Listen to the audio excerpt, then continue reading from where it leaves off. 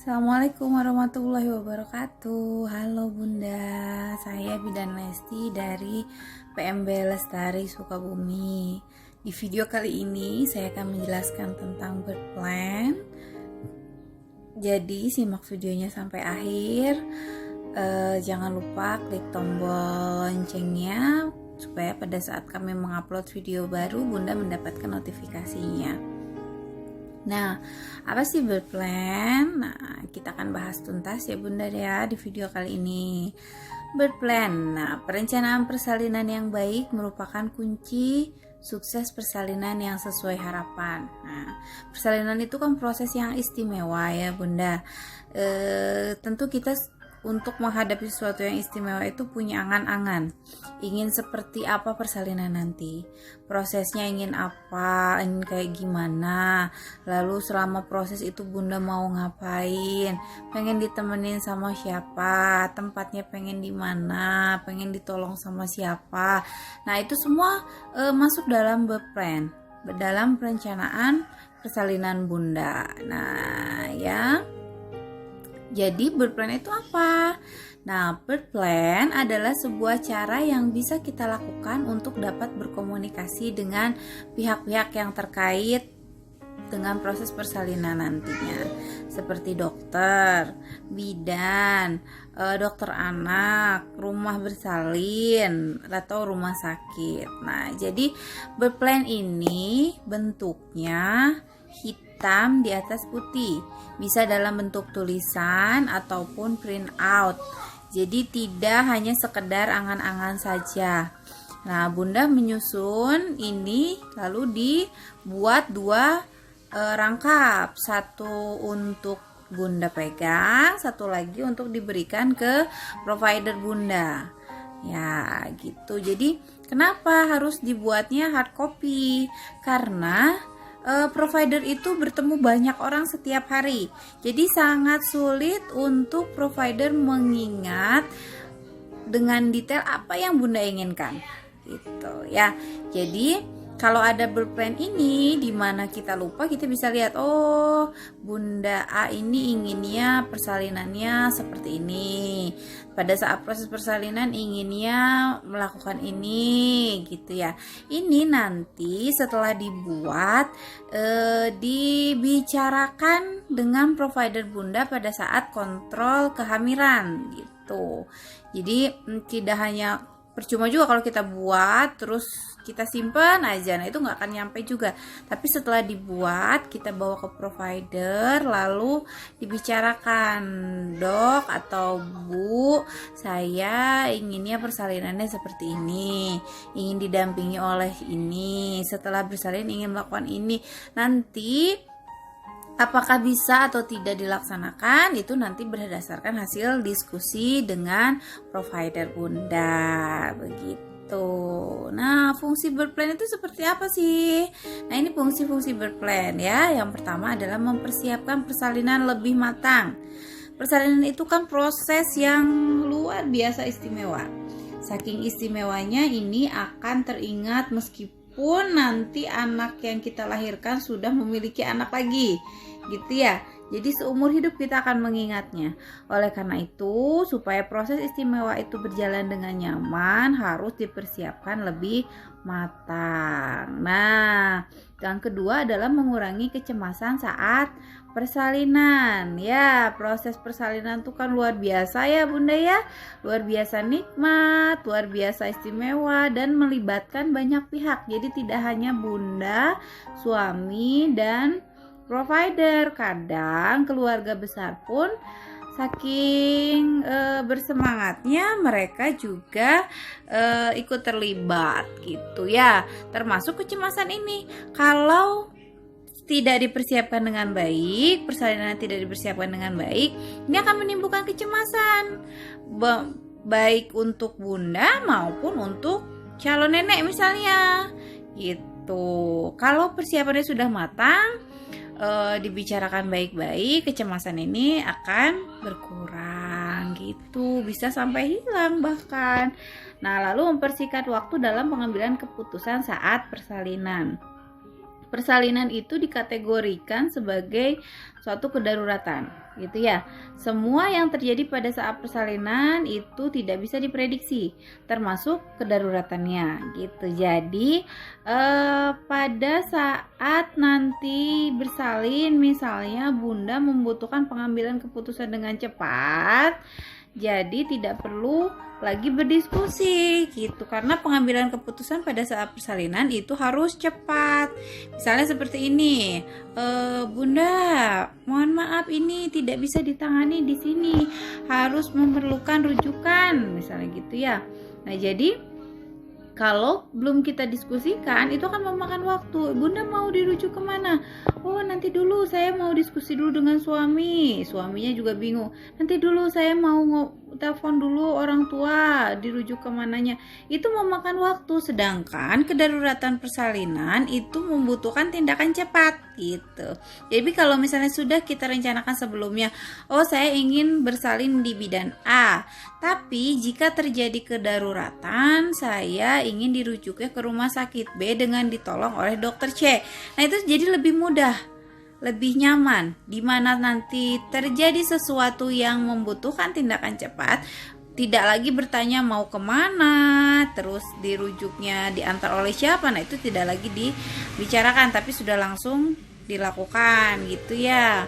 Dan yang terakhir tentunya kalau semuanya sudah siap, sudah lengkap, pasti kenyamanan Bunda juga akan bertambah gitu. Nah, langkah-langkah apa saja sih untuk menyusun birth plan ini? Langkah yang pertama adalah mengikuti kelas antenatal atau kelas ibu hamil. Ya, biasanya di kelas ibu hamil ini akan dijelaskan proses persalinan itu seperti apa, lalu apa yang dibutuhkan pada saat persalinan nanti akan dijelaskan di situ, lamanya proses persalinan seperti apa, tanda-tandanya seperti apa. Kalau kita sudah mengetahui tentang proses persalinan, otomatis kita akan tahu apa yang dibutuhkan dalam menyusun birth plan. Lalu melakukan riset tentang birth plan. Nah, ini dengan melihat contoh-contoh birth plan yang sudah pernah dibuat, kita bisa membuat seperti itu atau membuat lebih baik dari itu, lebih lengkap dari itu gitu ya.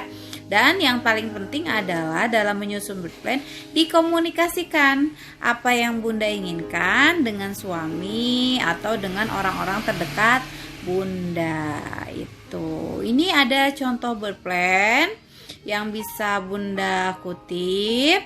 Nah, jadi yang di birth plan itu adalah jangan lupa tuliskan nama suami, alamat, nomor HP, pendamping persalinan, nomor HP-nya siapa, misalnya suami saya siapa namanya, nomor HP-nya berapa, lalu HPL-nya kapan nih, hari perkiraan lahir Bunda kira-kira kapan, pemeriksaan kehamilan oleh siapa, nah, biasa diperiksa oleh siapa Bunda, lalu rencana melahirkan di mana, penolong persalinannya siapa, jika kondisi darurat rumah sakit yang dituju itu rumah sakit mana dengan ditolong penolong persalinannya oleh siapa. Nah, jangan lupa cantumkan juga dana persalinan yang disiapkan ini oleh siapa, misalnya dana persalinannya tunai atau dana persalinannya pakai JKN atau BPJS dengan nomor kepesertaan JKN-nya berapa, Bunda tulis di sini ya. Nah, apabila memerlukan sumbangan darah darurat dibantu apakah oleh PMI atau dapat menghubungi keluarga dengan nama-nama di bawah ini. Tapi untuk persalinan selalu diarahkan Bunda menyiapkan pendonor paling tidak 2 orang dari pihak keluarga yang golongan darahnya sama dengan Bunda, usianya tidak lebih dari sudah lebih dari 17 tahun, lalu tidak sakit dalam 3 bulan terakhir gitu ya. Jadi itu masuk siapa aja nih, oh ternyata kakak saya sama golongan darahnya dengan saya, nomor HP-nya berapa, nama pendonornya siapa, 2 orang dicantumkan di dalam birth plan itu. Lalu proses persalinannya yang diinginkan itu seperti apa, tuliskan di sini. pendamping persalinan. Saat proses persalinan saya ingin didampingi oleh siapa, misalnya oleh suami, oleh orang tua, oleh mertua, oleh siapa, ditulis saja nggak apa-apa. Nah, lalu hal-hal yang diinginkan saat persalinan atau melahirkan. Saya ingin mendengarkan apa, suasananya ingin seperti apa, ingin menggunakan pakaian sendiri atau pakaian dari tempat bersalin kah, apakah ingin merekam proses persalinan atau tidak. Semua ditulis sedetail mungkin. Apa yang membuat Bunda nyaman atau harapan seperti apa yang Bunda inginkan pada saat proses persalinan dibuat sedetail mungkin, ditulis di situ ya. Nah, apakah nanti ini dapat dilakukan atau tidak? Itu tergantung dari hasil diskusi Bunda dengan provider Bunda gitu. Jadi oh ternyata ini bisa dilakukan di rumah sakit ini. Oh yang ini tidak bisa dilakukan. Nah itu juga nanti dari hasil diskusi. Kalau misalnya ternyata oh yang ini bisa, yang ini tidak, kan lebih nyaman. Bundanya juga tidak kaget. Jangan sampai saya ingin merekam proses persalinan saya, rencana Bunda seperti itu. Tapi ternyata karena tidak didiskusikan, rumah sakit yang Bunda tuju itu tidak membolehkan merekam proses apapun selama berada di rumah sakit. Nah, Bunda bisa merasa kecewa gitu, dan itu menimbulkan rasa tidak nyaman yang baru pada saat proses persalinan. Tapi kalau sudah didiskusikan terlebih dahulu, Bunda sudah tahu dan tidak kaget gitu pada saat proses persalinan nanti gitu ya. Nah, terus misalnya saya pengen melakukan IMD setelah bersalin, saya ingin bebas bergerak selama proses persalinan. Nah itu jadi kita sudah tahu, termasuk ini kayak monitoring atau pemeriksaan. Jika Bunda tidak tahu prosedur pemeriksaan pada saat persalinan nanti, Bunda akan kaget, kenapa saya diperiksa setiap sekian jam sekali? Kenapa saya dipasang alat ini itu gitu ya.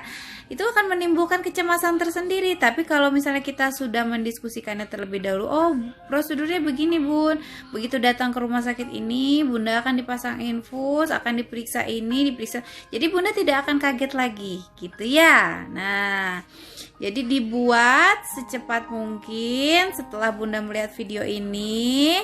Jangan lupa didiskusikan dengan suami, keluarga, dan juga provider Bunda. Lalu untuk membuat birth ini, Bunda juga jangan lupa melakukan estimasi jarak antara rumah dengan provider yang mau Bunda tuju. Saya mau bersalin di bidan A. Dari rumah saya ke bidan tersebut jaraknya sekitar berapa menit. Nah, jadi dalam waktu berapa menit saya sampai ke situ. Nah, jadi pada saat persalinan nanti Bunda sudah bisa memperkirakan kapan kira-kira Bunda bisa berangkat gitu. Nggak terlalu mepet, tapi juga nggak terlalu lama gitu ya, nggak terlalu cepat gitu ya. Jadi itu semua disiapkan dengan baik. Oke, sampai di sini dulu video kali ini. Semoga bermanfaat. Jangan lupa dibuat birth-nya ya Bunda ya. Nah, simak video kami selanjutnya. Terima kasih. Assalamualaikum warahmatullahi wabarakatuh.